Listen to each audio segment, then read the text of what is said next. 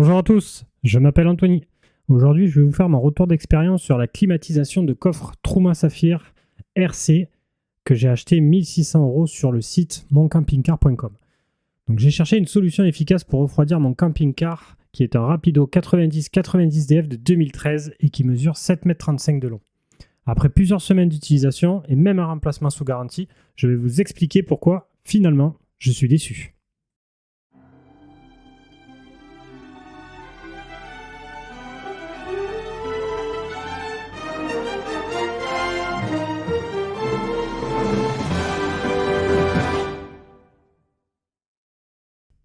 Alors pourquoi mon choix s'est porté sur la Truma Saphir?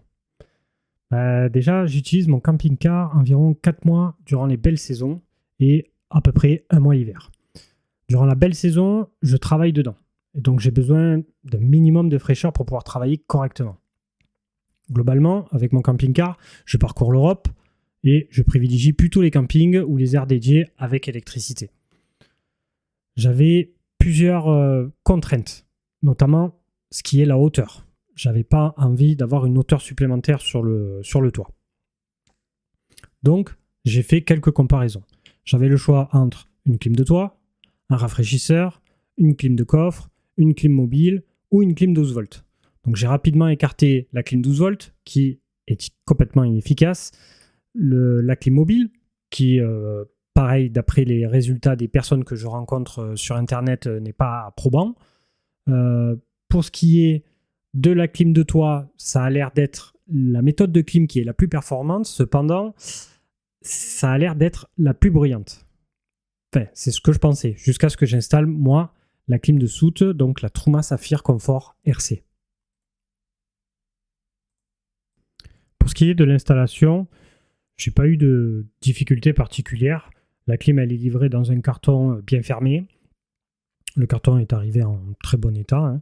Ils fournissent à l'intérieur un patron pour pouvoir justement faire les découpes nécessaires au niveau du plancher. Donc, si on sait se servir d'une scie sauteuse ou alors et d'une scie cloche, normalement ça devrait bien se passer. C'est relativement rapide. Le plus compliqué pour moi, c'est le passage des gaines. Donc, Truma fournit des gaines. Il faut acheter des gaines supplémentaires au mètre. Il me semble que c'était aux alentours de 22 € le mètre, ce qui n'est pas donné en soi. Alors moi, j'ai préféré prendre des gaines en diamètre 80, c'est des gaines d'aération pour VMC. Ça marche aussi bien. Et en plus de ça, je dirais même plus que ça va certainement marcher mieux. Je suis donc passé par le placard arrière. Ça m'a permis d'aller encore plus vite. Et en gros, toutes les bouches sortent par derrière.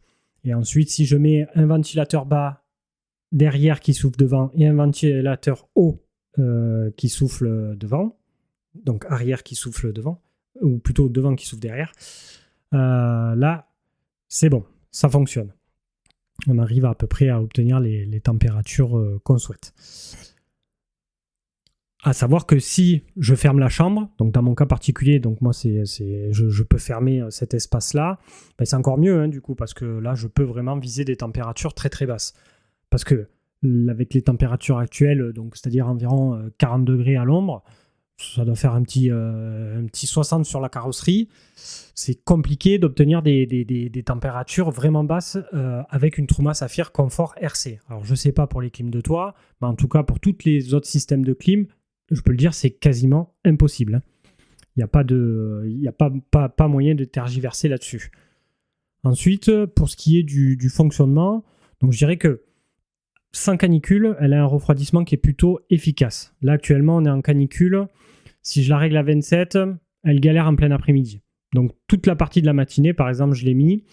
Donc, j'avais mis la consigne à 25 ce matin. Donc, elle descend jusqu'à 23 degrés. À 23 degrés, elle coupe. Et elle reprend quand c'est 26 degrés. Donc là, ça a bien marché, ça a bien fonctionné ce matin, j'ai surveillé. Donc elle arrive à 23, elle s'arrête, le temps que la température remonte, bien que ça remonte assez rapidement. Et ensuite, elle se remet en route. Par contre, cet après-midi, pas moyen. C'est-à-dire que donc j'ai bien un soppler sur le devant du pare-brise. C'est un intégral avec un énorme pare-brise. Donc ça aide bien. Mais bon, tous les stores des lanternaux et des fenêtres, je les monte pas jusqu'en haut. En gros, je fais 2 tiers, 1 tiers pour pas créer une zone d'hyper chaleur pour qu'il risque de me déformer la fenêtre. Donc ça, faut faire attention quand on ferme les stores, quand il fait vraiment beaucoup, quand il y a beaucoup de soleil. Donc là, oui, tout ça pour dire que en ce moment, elle galère quand même un peu. Elle dispose d'un mode de nuit, hein. Bon, complètement inefficace ce mode nuit. Ça fait juste que diminuer la ventilation. Donc autant avec la télécommande régler la ventilation à bas. Par contre, la contrepartie de ça, c'est qu'on entend encore plus le groupe. Ça, j'en parlerai juste après. Elle a une fonction de programmateur, une programmation d'arrêt, une programmation de départ, sachant qu'on ne peut pas faire et l'un et l'autre, c'est ou l'un ou l'autre. Voilà. Et la télécommande est relativement simple à utiliser. En tout cas, sur le papier, elle est simple d'utilisation, elle fait le taf pour le volume donné, en fait, je dirais, parce que je crois que Truma annonce qu'elle est efficace pour les camping-cars jusqu'à 6,50 m de long, et le mien fait 7,35 m. Donc, je peux difficilement critiquer le fait qu'elle a du mal. Là, je suis actuellement en train de faire le test en isolant uniquement la chambre. Au bout d'un quart d'heure, voilà, j'avais déjà perdu 2 ou 3 degrés, quoi. Donc en réalité, sur le papier, tout est très bien. Par contre, j'ai rencontré plusieurs problèmes. Déjà, j'ai eu un premier groupe qui m'a été envoyé par moncampingcar.com avec un délai plus que raisonnable. Je crois que je l'ai reçu en 2 ou 3 jours. Au premier démarrage, des vibrations, mais vraiment énormes. Un camion frigorifique. Mais vraiment, j'étais dans un camping dans le sud. Je me sentais mal pour les voisins. Du coup, en fait, on l'a coupé parce que je pouvais pas. Il y avait vraiment énormément de bruit. Donc, ce que j'ai fait, c'est que je suis allé acheter des tapis anti-vibration. Vous savez, ceux pour les machines à laver, là, en fait.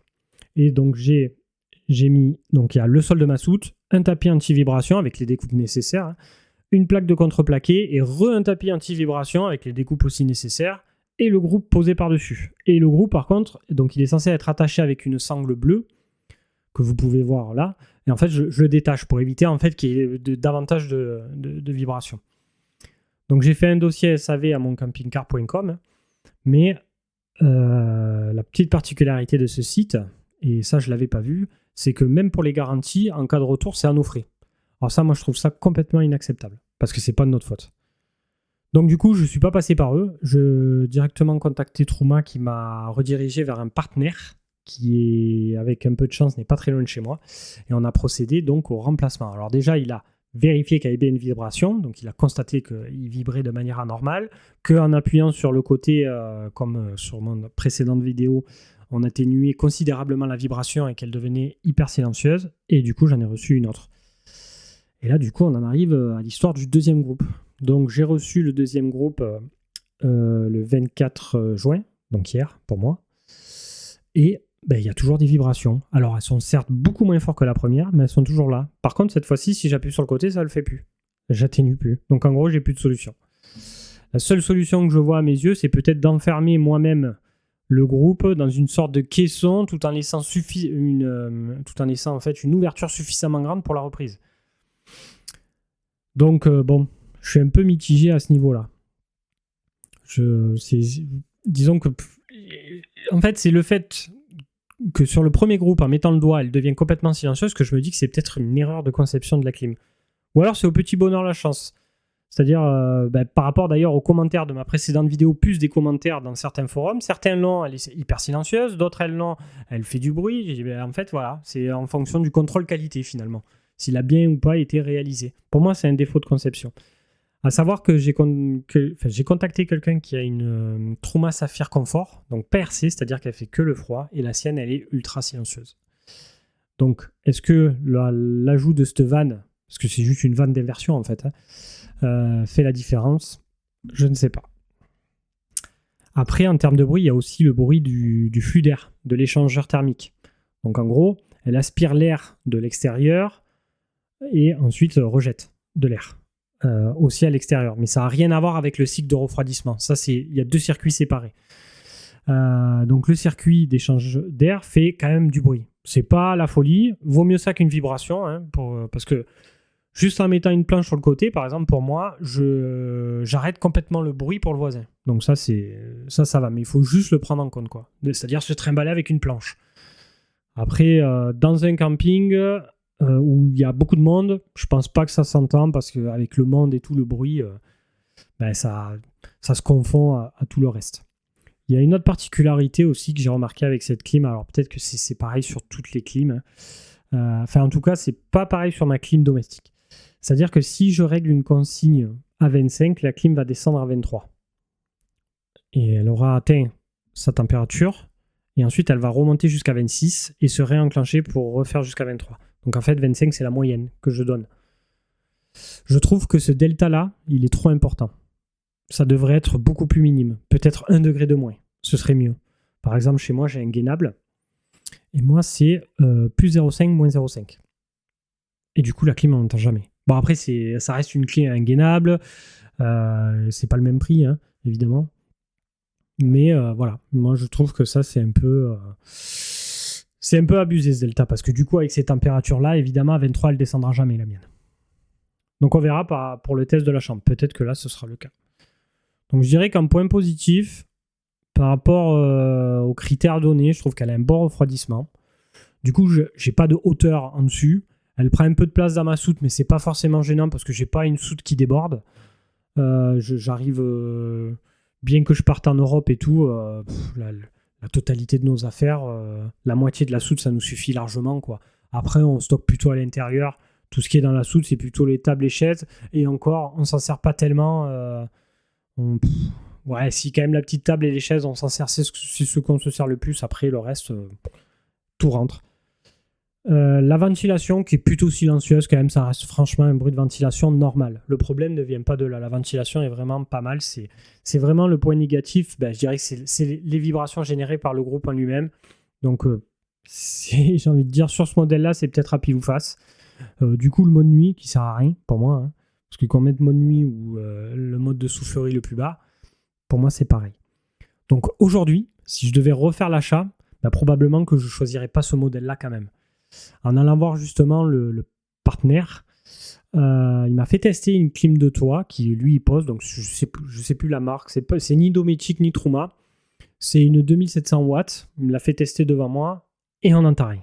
Donc de l'extérieur on n'entend rien. À l'intérieur on entend bien la soufflerie, ça fait du bruit, ça il n'y a pas de souci, mais finalement autant que la mienne, hein, qui est dans la soute, donc moi mon lit fixe, il est juste en dessus du coffre, hein, donc ça revient exactement au même. Et donc, à ce compte-là, je préfère une clim de toit qui fait quand même moins de bruit. Parce que, en fait, le bruit, peut-être qu'il y en a, mais vu qu'il est en hauteur, il se dégage plus. Et du coup, il est moins enfermé que moi qui se situe en bas. Peut-être, cependant, je voudrais dire que peut-être dans des autres installations, c'est-à-dire pas dans la soute, mais plutôt dans le coffre, parce que c'est vendu quand même comme une clim de coffre, peut-être qu'il n'y aurait pas ce souci-là. Cependant, je suis quand même tombé sur des vidéos allemandes, parce que c'est plutôt les Allemands qui ont traité ce sujet-là, où les gens sont surpris quand même du bruit à l'allumage. Donc voilà, j'espère que cette petite vidéo vous aura plu. J'en ferai d'autres à ce sujet, et puis sur le camping-car en règle générale. Donc n'hésitez pas à vous abonner si ça vous a plu, et à me mettre un petit pouce.